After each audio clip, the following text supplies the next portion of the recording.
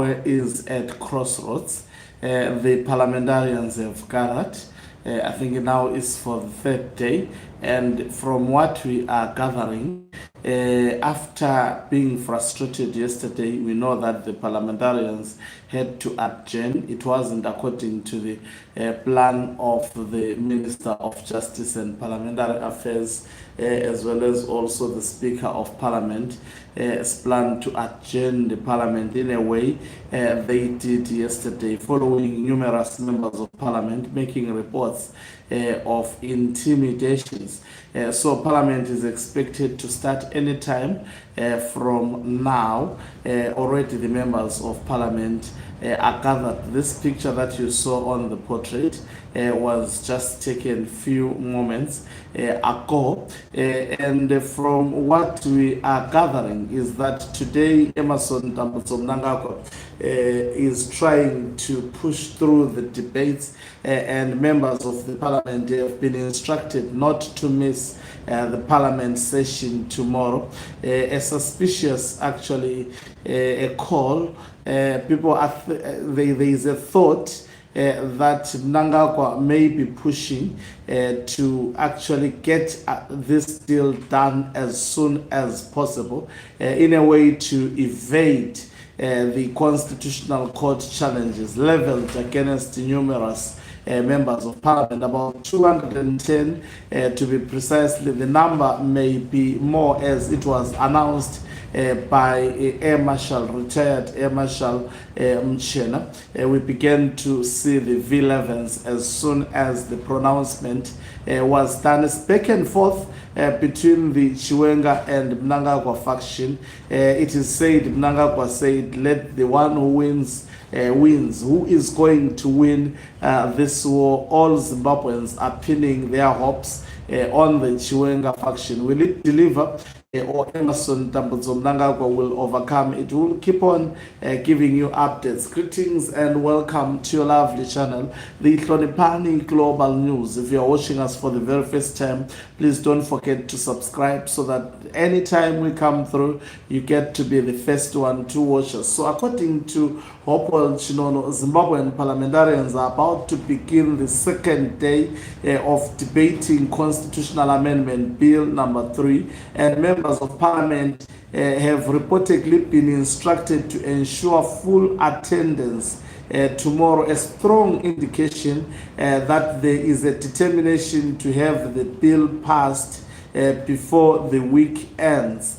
The debates began yesterday and are expected to continue late into this evening. As I have said repeatedly over the past 2 years, President Mnangagwa is determined to see this bill passed at all costs. If it becomes law, Zimbabwe will enter a completely new era of governance. In the process, it will effectively extinguish Vice President General Constantino Chiwenga's hopes of succeeding Mnangagwa as president through the current constitutional route. As I said yesterday, there are only 3 realistic scenarios that could stop this process. The president could refuse to assent to the bill, the military could intervene, or regional leaders could privately persuade him to abandon the project.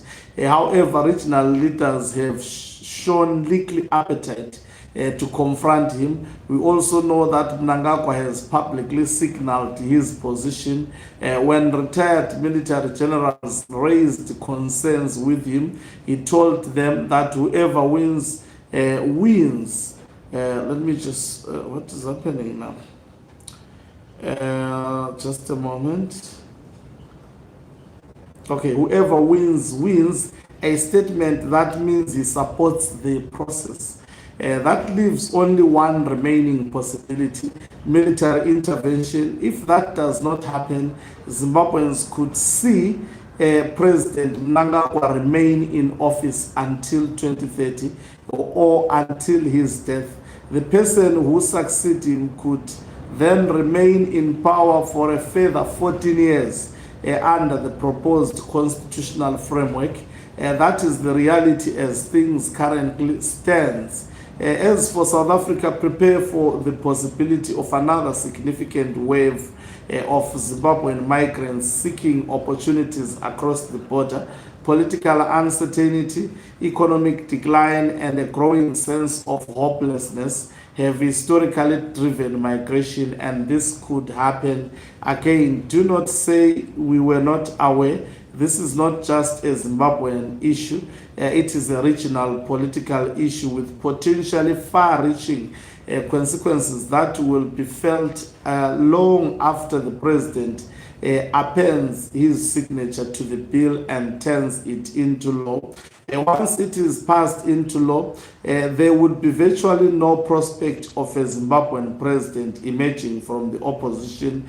The president would be elected by parliament, and ZANU-PF has already ensured through constituency demarcation that its stronghold have significantly more constituencies than opposition strongholds. As a result, regardless of how effectively the opposition campaigns, it will struggle to secure the parliamentary majority required to elect a president. This will effectively put shade to the long criticized strategy of focusing overwhelmingly on winning the presidency while neglecting parliament. Under such a system, control of parliament becomes everything. Without a parliamentary majority, the path to the presidency becomes almost impossible. So that is the view of Hopewell Chinono.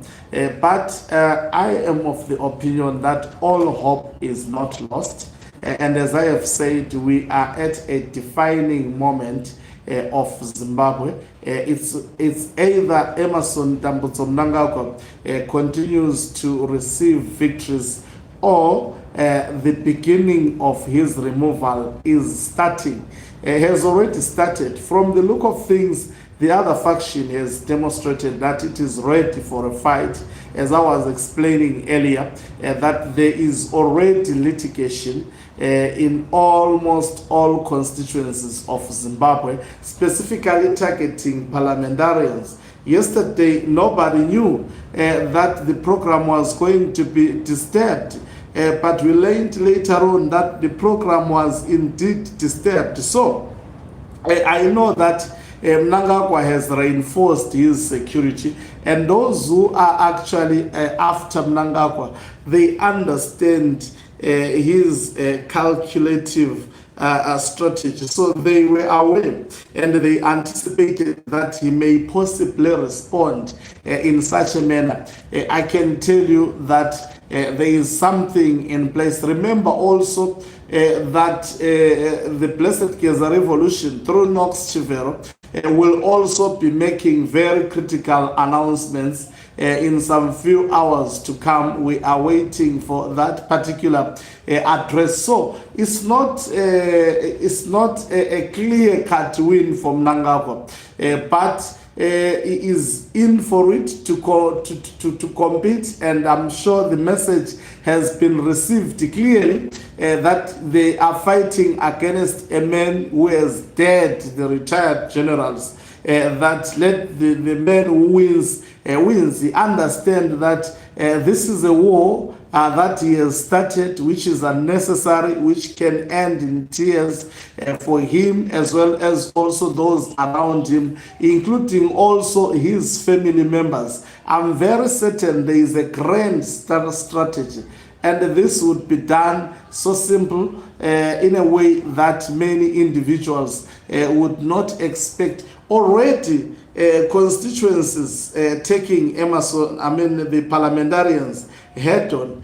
Something in my mind reads that the generals are trying to come with a strategy that will give regional leaders as well as the members of the international community that what Mnangagwa is doing at the moment has been rejected by almost all the constituencies in Zimbabwe, and they had tried, even if the courts may be instructed other ways, it will be enough justification for the current military to say we had no other option after noticing that the citizens had actually exhausted all available options at their disposal. We saw it necessary to intervene. We are almost close to 2017. Remember, the events did not take the shape as well as also the strategy of 2017. Now we are in 2026. 2026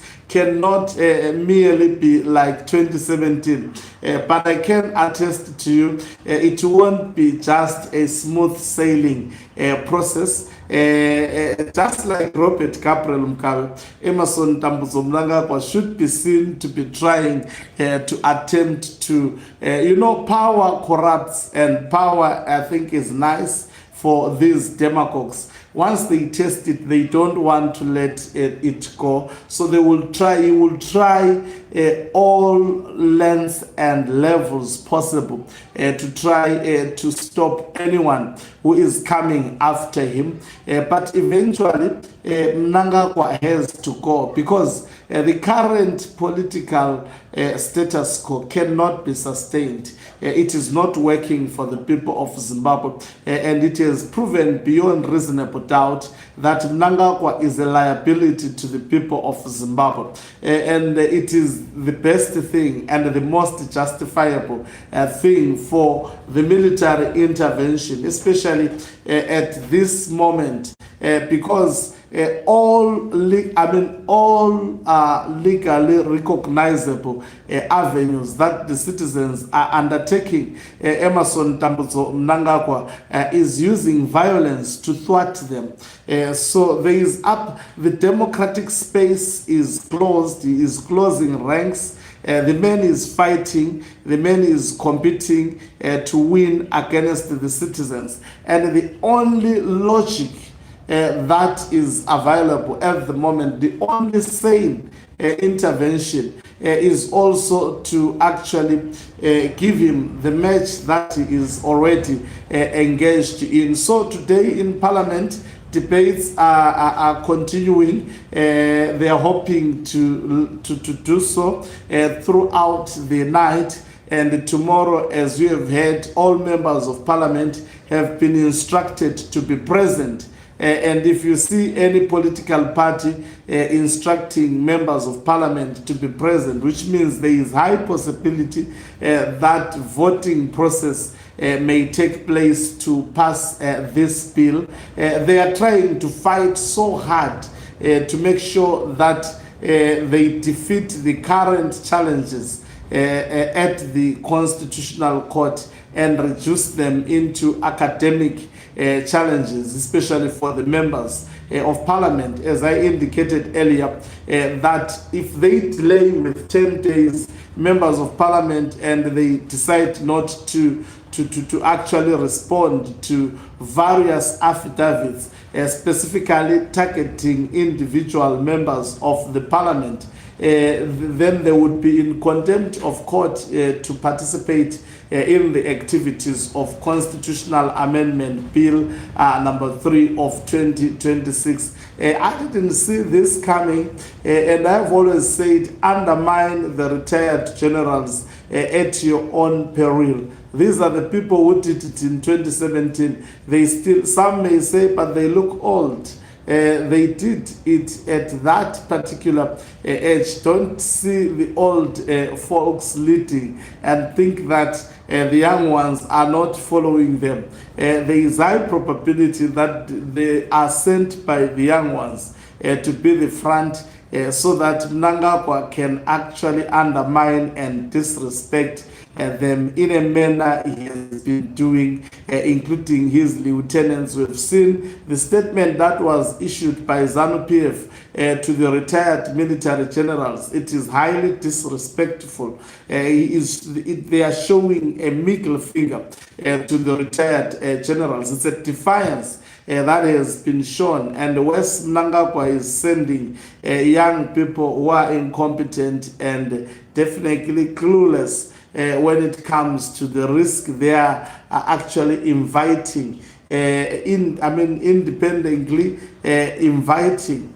And the question is, will they be able to bear the consequences of this at the end of the day? So we keep on watching and we'll keep on updating you as events unfold.